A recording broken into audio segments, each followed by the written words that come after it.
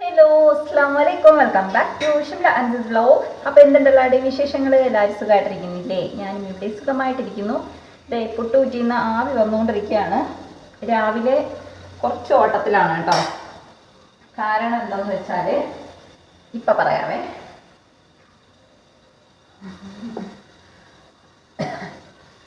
പുട്ട് വെന്തു, എടുക്കട്ടെ. അപ്പോൾ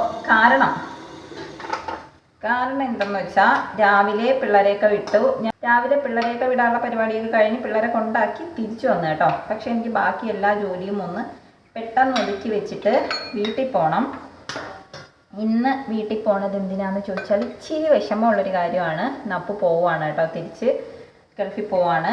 അപ്പോൾ അവൻ വന്ന വീഡിയോയും അവൻ്റെ കല്യാണത്തിൻ്റെ വിശേഷങ്ങളും വിരുന്നും ഒക്കെ ഞാൻ വീഡിയോ ചെയ്തിട്ടുണ്ട്. ഇതുവരെയുള്ള എൻ്റെ ഗൾഫ് യാത്രകളൊക്കെ നമ്മുടെ വീഡിയോയിൽ കിടപ്പുണ്ട് കേട്ടോ. പക്ഷേ ഇത്തവണത്തെ യാത്ര എല്ലാവർക്കും വളരെ സങ്കടമുള്ളതാണ്. ആസ് യൂഷ്വൽ കല്യാണമൊക്കെ കഴിഞ്ഞു. ആ ഒരു കുറച്ച് ദിവസമായിട്ട് ഇങ്ങനെ നമ്മളെ കൂടെ ഉണ്ടായിരുന്നല്ലേ. അപ്പോൾ ഇന്ന് അവൻ രാത്രിയാണ് പോണത്. ഞാനൊന്ന് പെട്ടെന്ന് ഒതുക്കി പറക്കിയൊക്കെ കഴിച്ചിട്ട് വീട്ടിലോട്ട് പോകാമെന്ന് വിചാരിച്ചു. പിള്ളേർ സ്കൂളിൽ പോയി, ഇക്കാക്ക് ഡ്യൂട്ടി ഉണ്ട്. ഞാൻ എന്തായാലും ഇറങ്ങാമെന്ന് വിചാരിക്കുന്നത് കേട്ടോ. കുറച്ച് ദിവസമായിട്ട് ഞാൻ നല്ല തിരക്കായിരുന്നു. എനിക്ക് നല്ല തലവേദനയും കാര്യങ്ങളൊക്കെ ഉണ്ട്. ഉറക്കത്തിൻ്റേതായ കുറച്ച് പ്രശ്നങ്ങളൊക്കെ ഉണ്ട്. അപ്പോൾ അങ്ങനെ രാവിലെ ജോലിയൊക്കെ ഒന്ന് പെട്ടെന്ന് ആക്കി വെക്കാമെന്ന് വിചാരിച്ചു. ചോറ് വെച്ചു. പിള്ളേർക്ക് കൊണ്ടുപോകാൻ വേണ്ടിയിട്ട് എന്തായാലും ചോറ് വെക്കണമായിരുന്നു.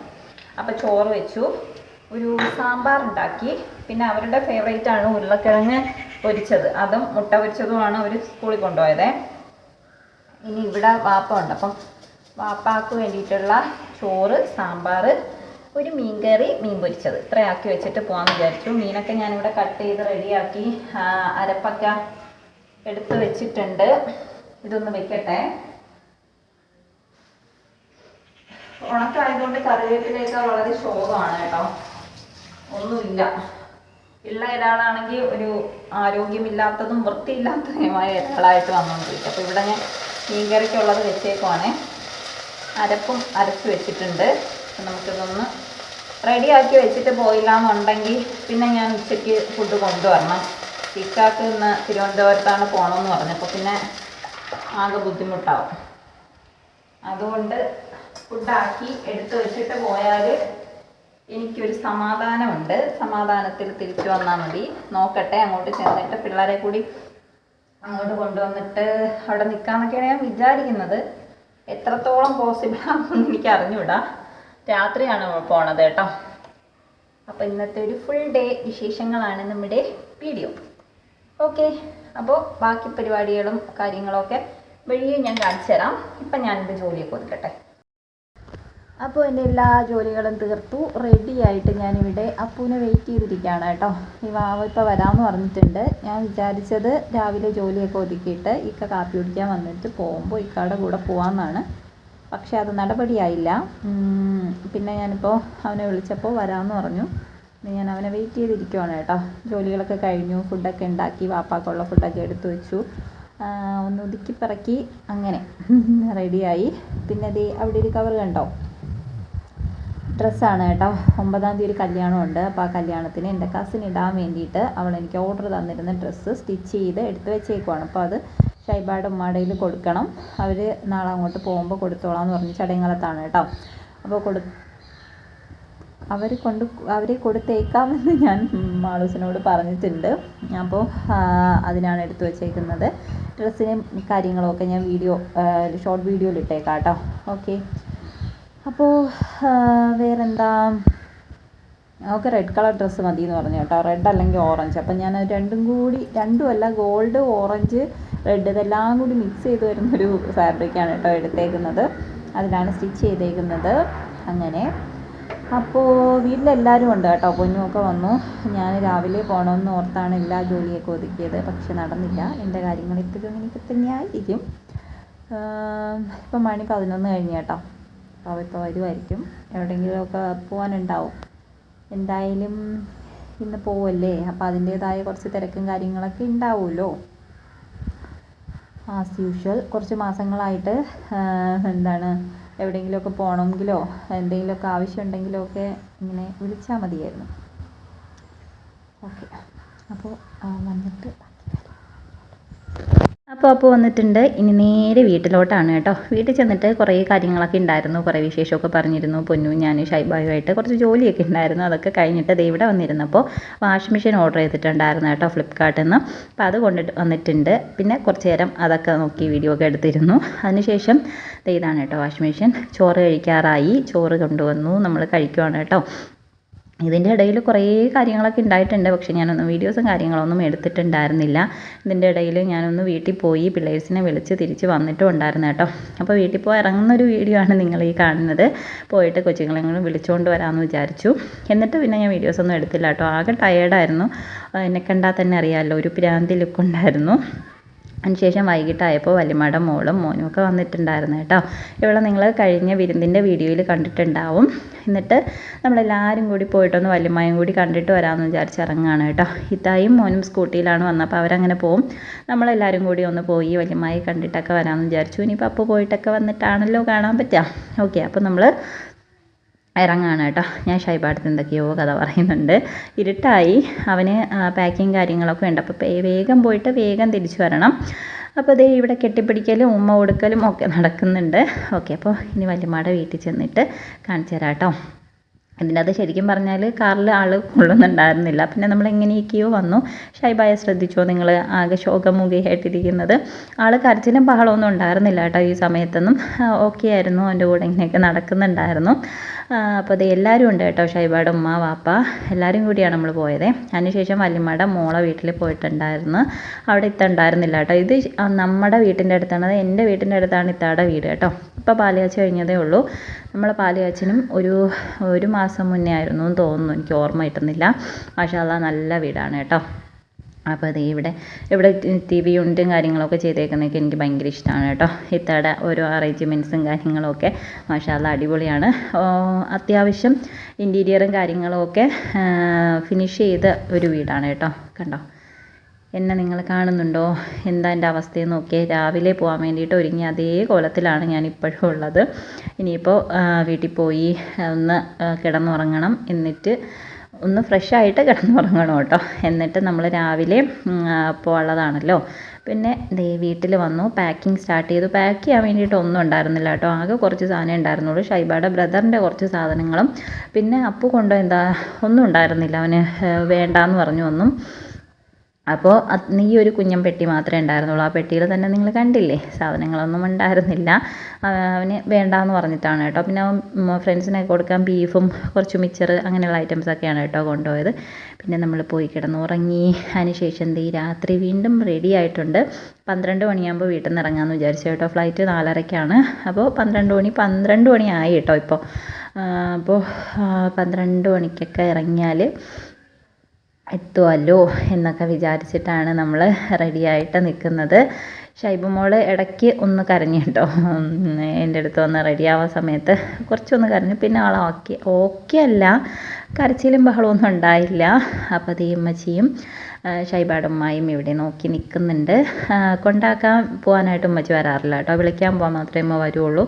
അതങ്ങനെയാണല്ലോ, നമ്മൾ കൊണ്ടാക്കാൻ പോകാമെന്ന് പറയുന്നത് ഒരു വിഷമമുള്ള കാര്യമല്ലേ. ശരിക്കും വിഷമമുള്ള കാര്യമാണ്. അതുകൊണ്ട് അതിന് അമ്മച്ചി വരത്തില്ല. വിളിക്കാൻ പോവാം അമ്മച്ചി ഹാപ്പിയാണ് കേട്ടോ, എപ്പോഴും വരാറുണ്ട്. അപ്പോൾ ഇതേ അപ്പോൾ ഈ കുഞ്ഞൻ പെട്ടിയൊക്കെ എടുത്ത് വണ്ടിയിൽ കൊണ്ടുവന്ന് വെക്കുന്നുണ്ട്. ഈ ഒരു സമയത്തൊക്കെ എൻ്റെ മനസ്സിൽ ശരിക്കും ആദ്യമായിട്ട് ഗൾഫിൽ പോയ ആ ഒരു ടൈമായിരുന്നു കേട്ടോ. ഞാൻ മാരക കരച്ചിലായിരുന്നു. ഞാനന്ന് പ്രഗ്നൻ്റ് ആയിരുന്നു. അപ്പോൾ എന്നെ എയർപോർട്ടിൽ കൊണ്ടുപോയിട്ടുണ്ടായിരുന്നില്ല. ഞാൻ മാത്രമല്ല, ഇക്കായും ഭയങ്കര കരച്ചിലായിരുന്നു കേട്ടോ. അതൊരു വല്ലാത്ത സിറ്റുവേഷനായിരുന്നു. അപ്പോൾ ദേ ഇവിടെ ഉമ്മച്ചി കരയാൻ തുടങ്ങിയിട്ടുണ്ട്. ഇത് നിങ്ങൾക്ക് അപ്പോൾ ഗൾഫിൽ പോകുന്ന ഏത് വീഡിയോ നോക്കിയാലും കാണാനായിട്ട് പറ്റും.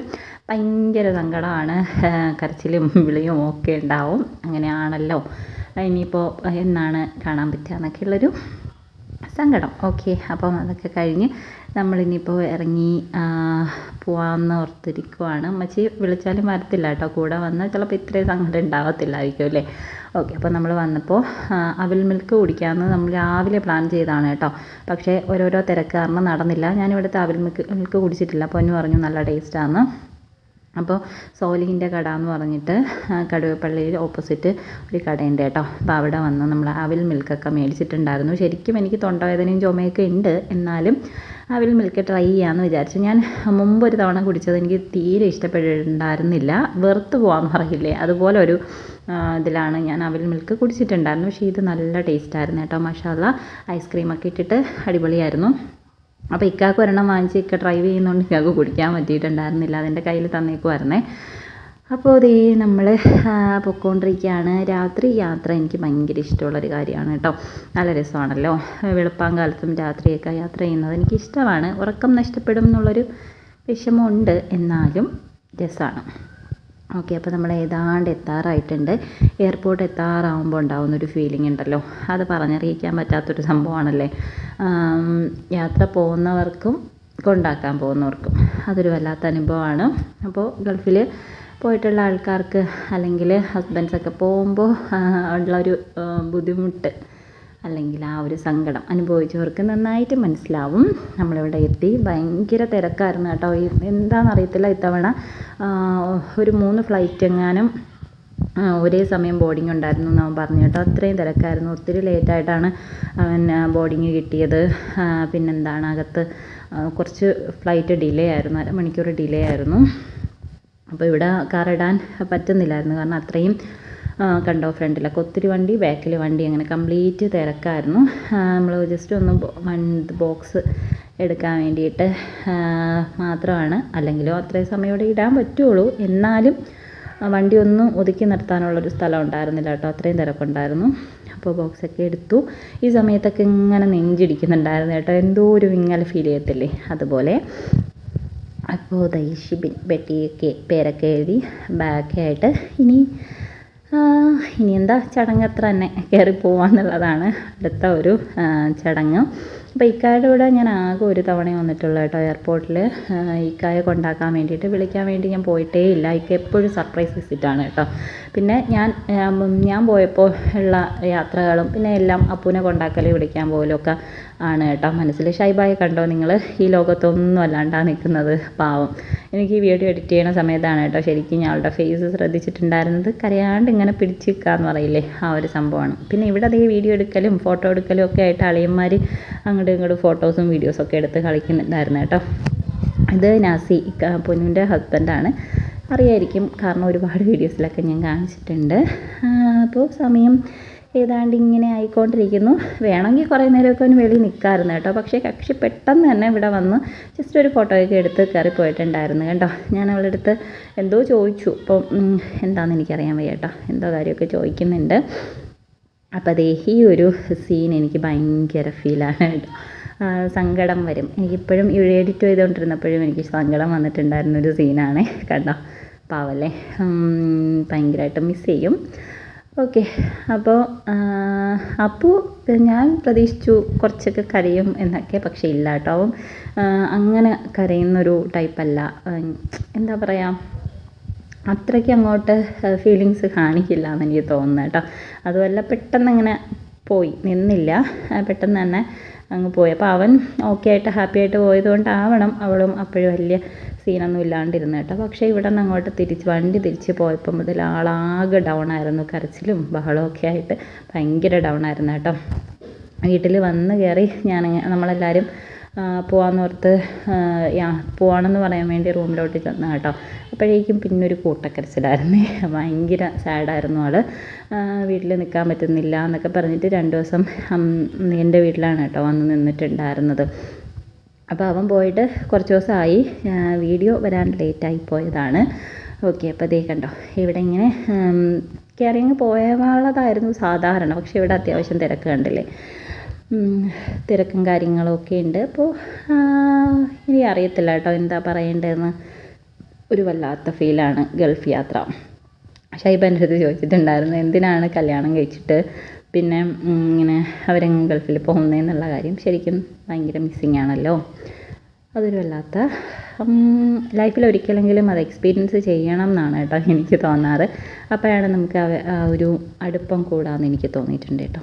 ഓക്കെ, അപ്പോൾ പിന്നെ അപ്പൂനെ ആക്കിയിട്ട് നമ്മൾ കുറച്ച് നേരം അവിടെ നിന്നിട്ടുണ്ടായിരുന്നുള്ളൂ, നിൽക്കേണ്ട ആവശ്യമില്ലല്ലോ. അവന് ബോർഡിങ് കിട്ടാൻ നല്ല താമസിച്ചിട്ടുണ്ടായിരുന്നു. നമ്മൾ വീട്ടിൽ ചെന്നിട്ട്, അതായത് തിരുവനന്തപുരത്ത് നിന്ന് നമ്മൾ കല്ലമ്പലം ചെന്നിട്ടാണ് അവന് ബോർഡിങ് കിട്ടിയത്. അത്രയും ടൈം പാവം അവിടെ നിന്നിട്ടുണ്ടായിരുന്നു. 3 ഫ്ലൈറ്റിൻ്റെ ഞാൻ പറഞ്ഞില്ലേ ബോർഡിങ് ഒന്നിച്ചായിരുന്നു. അത് കഴിഞ്ഞിട്ടായിരുന്നു അവനുണ്ടായിരുന്നു എന്ന് തോന്നുന്നു കേട്ടോ. അതായിരുന്നു അത്രയും തിരക്കും ഉണ്ടായത്. അപ്പോൾ അപ്പുക്കുട്ടൻ വീണ്ടും പ്രവാസി ആയിട്ടുണ്ട്. ഇപ്പോൾ അപ്പു മാത്രമേ ഉള്ളൂ കേട്ടോ പുറത്ത്. ബാക്കി നാസിക്കായും ഒക്കെ നാട്ടിൽ സെറ്റിലായി എന്ന് വേണമെങ്കിൽ പറയാം. ഇനി അങ്ങോട്ട് അറിഞ്ഞൂടാ, ഇത്രയും സെറ്റിലാണ്. അവൻ കയറിപ്പോയതിന് ശേഷം ഇതായിരുന്നു അവസ്ഥ. അത്രയും നേരം നമ്മളിങ്ങനെ ഓക്കെ ഓക്കെ ഓക്കെ എന്ന് എന്താ അങ്ങോട്ട് റിയാലിറ്റിയിൽ വന്നിട്ടില്ലാത്ത പോലെ ആയിരുന്നു കേട്ടോ. അവൻ പോയപ്പോഴാണ് ശരിക്കും വൈശോ എന്നുള്ളൊരു ഫീല് വന്നത്. അപ്പോൾ നാസി എടുത്താണ് കേട്ടോ ഈ ഒരു വീഡിയോ കരയുന്നെന്ന് പറഞ്ഞിട്ട്. അപ്പോൾ പാവ ഷൈബു ഇപ്പോഴാണ് ആകെ തകർന്നിട്ടുണ്ടായിരുന്നത്. അങ്ങോട്ട് പോയപ്പോഴത്തേക്കും ശോക സീനായിരുന്നു. പിന്നെന്താ, പിന്നെ ഇത്രയൊക്കെ തന്നെയുള്ളൂ. ഇനി നേരെ തിരിച്ച് വീട്ടിലോട്ട്. ഇതിൻ്റെ ഇടയിൽ കുറേ കാര്യങ്ങളൊക്കെ ഉണ്ടായിരുന്നു കേട്ടോ. അതായത് നമ്മൾ ഇടയ്ക്ക് ഫുഡ് കഴിക്കാനൊക്കെ ഇറങ്ങിയിട്ടുണ്ടായിരുന്നു. അതൊന്നും ഞാൻ വീഡിയോ എടുത്തില്ല. ആകെ ശോകമുഖമായ അവസ്ഥയായിരുന്നു. അപ്പോൾ നെക്സ്റ്റ് വീഡിയോയിൽ കാണാം.